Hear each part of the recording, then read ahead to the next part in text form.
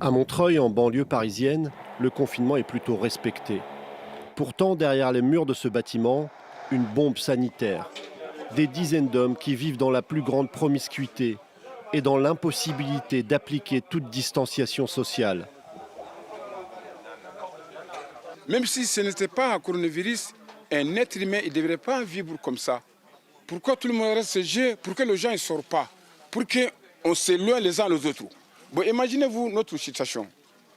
Le lit superposé, 273 personnes. Si notre condition de vie reste comme ça, tout le monde sera contaminé.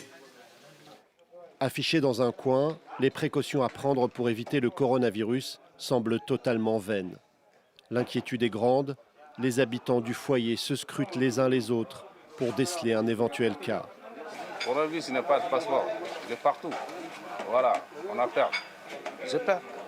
Parce que quand tu n'as pas de papier, tu ne peux rien faire. La plupart de ces hommes sont sans papier et travaillent souvent au noir. Ils ne peuvent profiter d'aucune des mesures mises en place par le gouvernement. On ne travaille pas en ce moment. Et comment ça se passe pour survivre sans travailler? Vivre comme ça, c'est dur. On a des associations et des aides entourage, des voisinages qui nous ramènent à boire et à manger pour le moment.